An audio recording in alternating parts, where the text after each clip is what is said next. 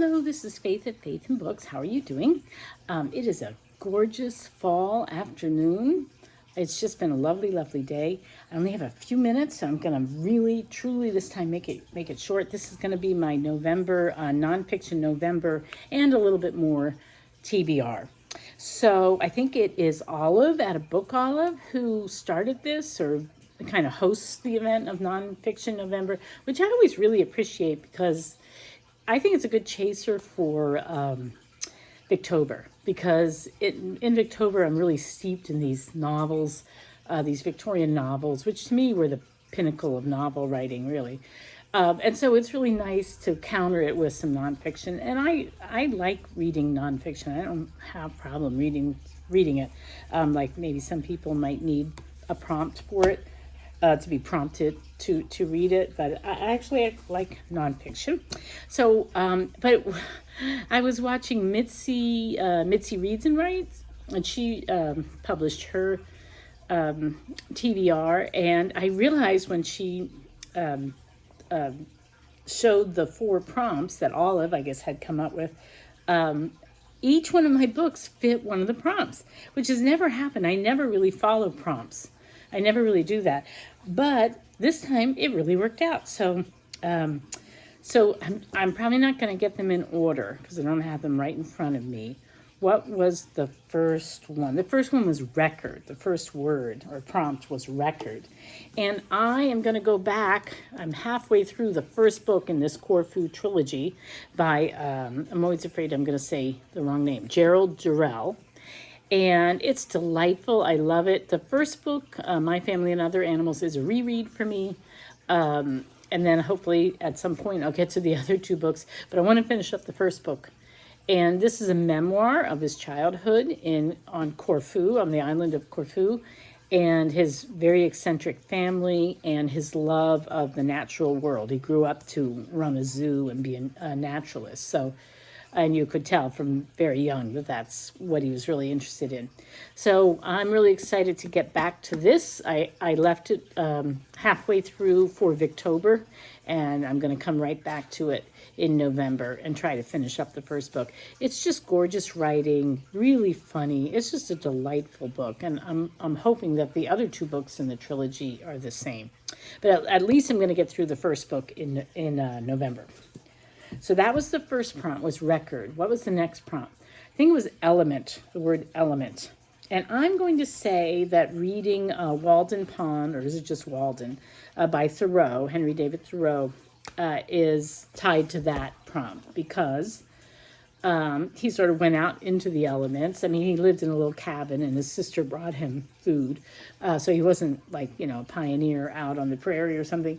But he was living a simple life. He wanted to find out what was elemental, essential to human thriving. And he loved the natural world.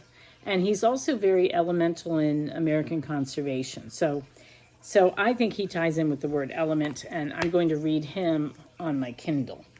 I think I better check. But I have a memory of getting it like a year ago on my Kindle. And I haven't gotten to it yet. And then the third prompt is the word secret.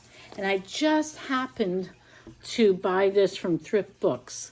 Lessons from Madame Chic, 20 Stylish Secrets I Learned While Living in Paris by Jennifer L. Scott. And if you saw my fall wardrobe, 10-item capsule for wardrobe for fall a few videos ago,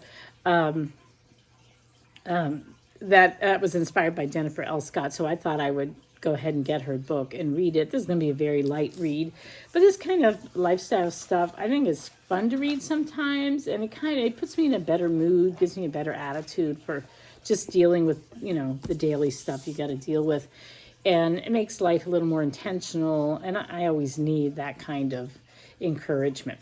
So this will be the one for secrets. I've got Corfu Trilogy, or My Family and Other Animals for record. Thoreau's Walden for element. Madame Chic for secrets. And then I think it was, I'm not sure I'm saying this in the exact right order, but I think the last prompt was border.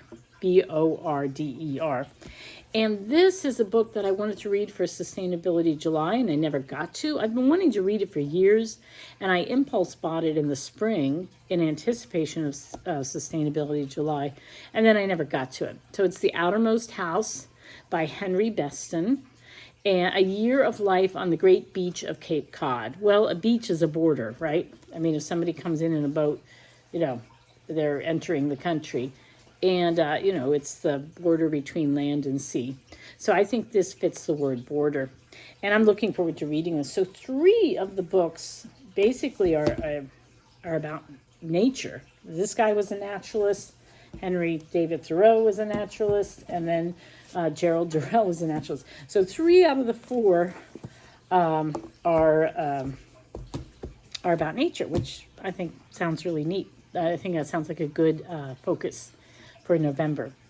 And then the other thing that I want to read is I'm joining in the Project Gutenberg that, who was it now? Christy at Dostoevsky in Space, and Book Time with Elvis, Mark at Book Time with Elvis, and I forget who else, but those are the 2 I know the best, who are hosting this Project Gutenberg, get people to read more from Gutenberg. And I don't often read from Project Gutenberg, so this is good for me. But they're reading Rascals by Samuel Johnson. And I think it's short. I think that's short, so hopefully I can fit it in. But the thing is, he wrote that. I don't know if they're aware of this. They had a poll for, I think, for anybody who wanted to join in this read-along of Project Gutenberg. And that was one of the choices, and that won. But Samuel Johnson wrote that in response to Voltaire's Candide. So I personally, oh, my dog is howling downstairs. I wonder why. So I personally would like to read Candide first, which I've never read, and then Rascals.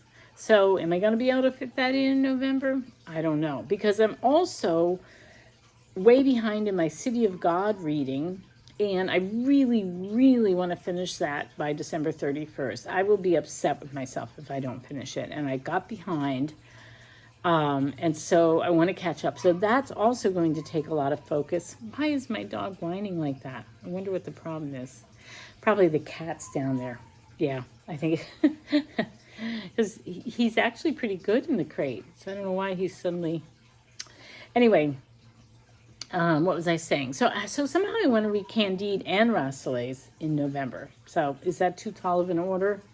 Probably, because I'm reading City of God. And then also on my Kindle, on audio. I switched from my Kindle to audio. I'm trying to get through Pickwick Papers.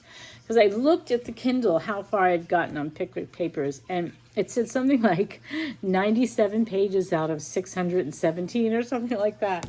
And I was like, I don't like reading more than one book at a time on my Kindle. It's too confusing to me. So I have to have I have to separate out my reading or I get them confused. So I switched to audio. So I'm going to listen to the Pickwick Papers on audio in November. And then I'll be reading all this stuff. Yeah, so I have to sort that out, how I'm going to get it all accomplished. Not sure. Anyway, so I hope that you are planning for Nonfiction November. I think it's a great event. And I better go down and take care of my dog. So I don't know if you can hear him howling. Anyway, so I hope you're doing well and happy reading. Bye-bye.